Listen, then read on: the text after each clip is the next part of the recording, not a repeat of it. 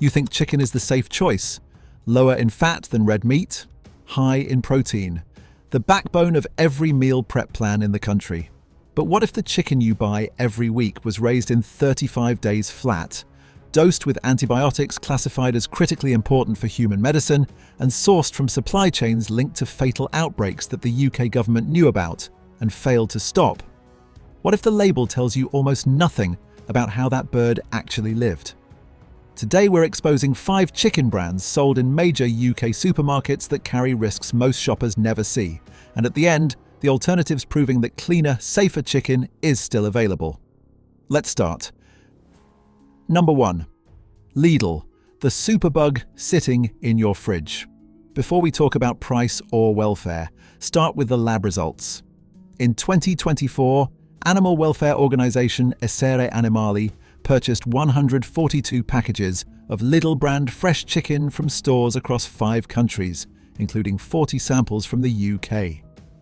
The samples were tested for Salmonella, Campylobacter, Listeria, E. coli, Enterococci, and antibiotic-resistant bacteria, including MRSA. The findings were severe. Only 2 of the 142 samples across all 5 countries tested negative for every pathogen. 50% of all samples contained bacteria exhibiting some form of antibiotic resistance. In the UK specifically, 45% of Lidl chicken samples tested positive for MRSA, the highest rate of any country in the study. MRSA is not a cooking hygiene issue, it's a systemic supply chain issue.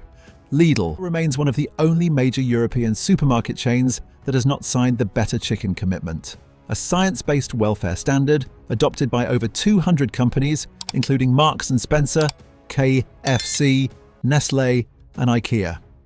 The commitment addresses breeding for fast growth, stocking density, housing conditions, and slaughter methods. Lidl's position is that the commitment's criteria are not currently compatible with its supply infrastructure. That's a business decision, not a welfare one. When nearly half the chicken on UK shelves from Europe's largest grocery chain carries antibiotic-resistant bacteria, the conversation moves beyond cooking instructions. And once you see what's growing in the supply chain at budget level, the next brand reveals how imported chicken brought something far more dangerous into the country while the government watched. Number 2. Asda, the outbreak they didn't stop. In 2020, a major outbreak of antibiotic-resistant salmonella swept the UK. It killed 5 people and infected approximately 1,300 others.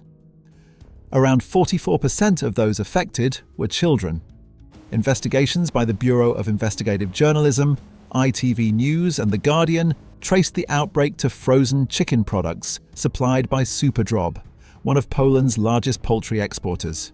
SuperDrob supplied frozen chicken to Asda, Lidl, and Iceland. Here's where it gets worse. Even after the contaminated meat was linked to deaths, the UK government chose not to impose restrictions on the suppliers involved. In April 2021, food safety chiefs and the Environment Minister noted what they described as a significant improvement and allowed imports to continue. But TBIJ found that SuperDrob continued to produce contaminated chicken for months after that decision. The salmonella wasn't just any strain, it was resistant to multiple antibiotics, including ciprofloxacin, classified by the World Health Organization as critically important for human medicine. Despite this, UK health officials did not disclose the antibiotic-resistant nature of the outbreak to frontline doctors treating patients. In late 2023, internal government meeting minutes obtained by TBIJ revealed that senior food safety and health officials acknowledged there had been no current border controls in place for EU meat imports following Brexit. Physical checks didn't begin until 2024. For 3 years, contaminated chicken entered the UK essentially unchecked. By 2024, the FSA had linked at least 2,680 human infections and several deaths to Polish poultry products across 6 major outbreaks. Asda's own Campylobacter results have also been among the worst of major retailers. FSA testing found Asda chicken tested positive for Campylobacter in 78% of cases, with 28% classified as highly contaminated, the worst results of any retailer surveyed. This isn't about one bad batch, It's about a supply chain that prioritized cost over safety, a government that delayed action, and a supermarket that continued sourcing from producers linked to fatal contamination. And if imported chicken can carry antibiotic-resistant superbugs into the country for years, the next brand shows how the same systemic pressure plays out even with domestically produced birds. Number 3. Tesco, the brand that stopped showing you the data. Tesco is the UK's largest grocery retailer. It sells more chicken than any other supermarket in the country. For years, all major UK retailers published quarterly campylobacter testing data as part of the Food Standards Agency's ongoing campaign to reduce contamination in fresh chicken. Campylobacter is the most common cause of bacterial food poisoning in the UK, responsible for over 250,000 cases and more than 100 deaths every year, costing the economy approximately £900 million annually. Then Tesco stopped publishing. The retailer announced it had changed its internal monitoring methodology, meaning its results were no longer comparable with other supermarkets. While every other major chain, Sainsbury's, Morrisons, Asda, Waitrose, Lidl, Aldi, Co-op and Marks & Spencer continued to report, Tesco went quiet. In its final published results, Tesco's chicken had the highest campylobacter contamination among retailers in at least one FSA quarter, with 6% of birds at the most dangerous contamination level. That level matters. The FSA sets a maximum target of 7% of birds exceeding 1,000 colony-forming units per gram. Tesco was close to the threshold before it stopped disclosing. Tesco's standard chicken range, like most budget supermarket lines, relies overwhelmingly on fast-growing breeds. These birds reach slaughter weight in as little as 35 days. Research has consistently shown that fast-growing breeds require significantly more antibiotics than slower-growing alternatives and carry weaker immune systems. Tesco hasn't broken any law by pausing disclosure.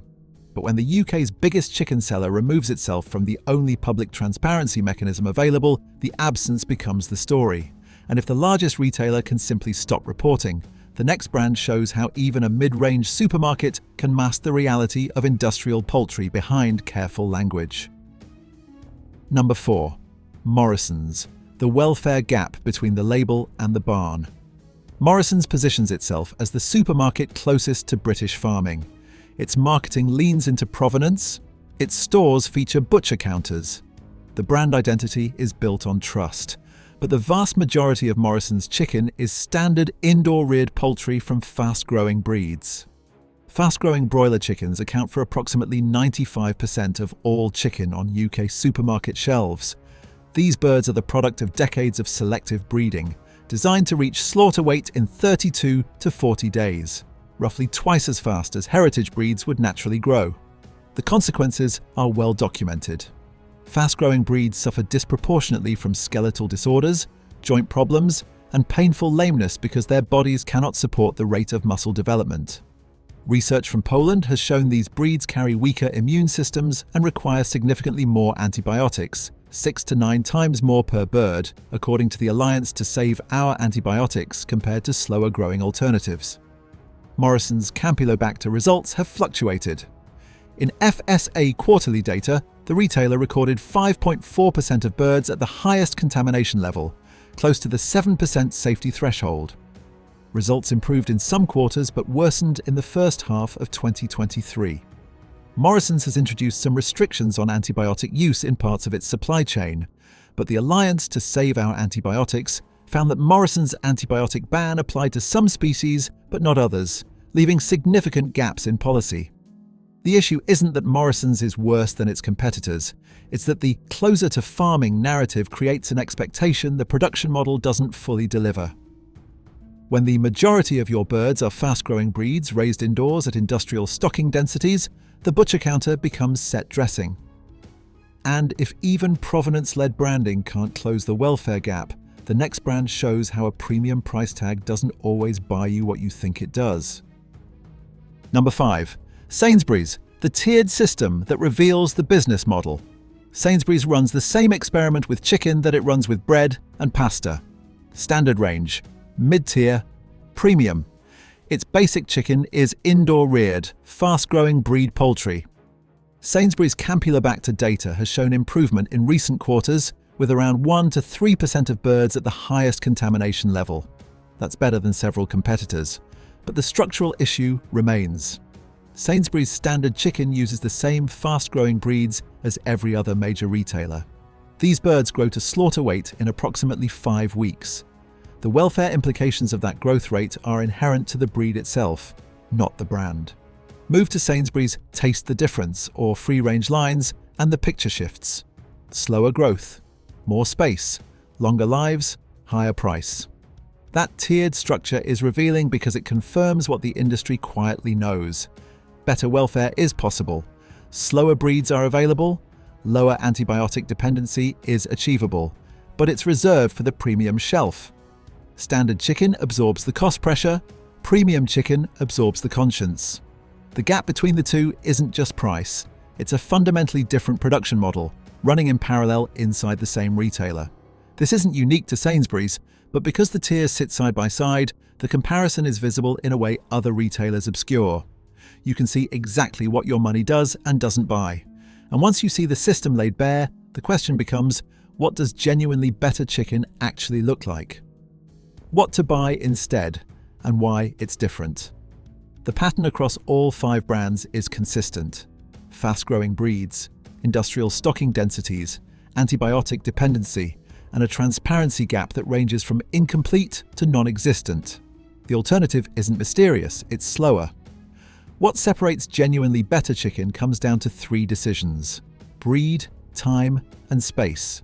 Slower growing breeds take 56 days or more to reach slaughter weight, compared to 35 days for fast-growing industrial birds.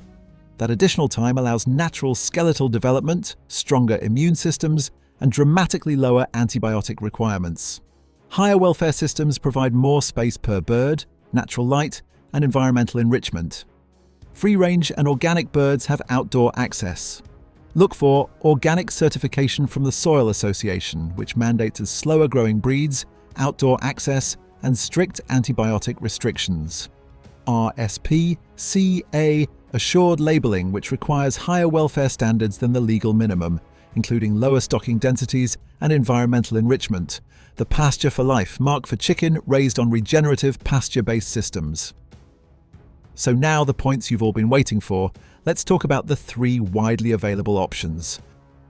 Marks & Spencer is the only major UK supermarket that exclusively sells slower-growing broiler breeds. M&S has committed to this across its entire fresh chicken range, not just premium lines. Their antibiotic policies are among the most comprehensive of any retailer, and campylobacter results have consistently been among the lowest in published FSA data. Waitrose has announced it will transition entirely to slower-growing breeds by 2026. Waitrose already holds one of the strongest antibiotic stewardship policies in UK retail, including bans on colistin, a last-resort human antibiotic. Its campylobacter results have been consistently low. Organic and Soil Association certified chicken available from independent butchers and farm shops represents the highest available standard.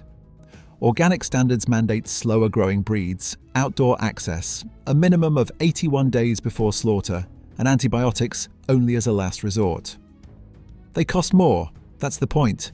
Chicken raised on time, space, and natural immunity behaves differently from chicken raised on speed, density, and pharmaceutical support. And once you understand what's behind the price, going back to the standard shelf gets harder. So, that's it for today's Food Check UK. If you found this helpful, eye-opening, or just a little bit shocking, make sure you hit subscribe so you don't miss the next investigation.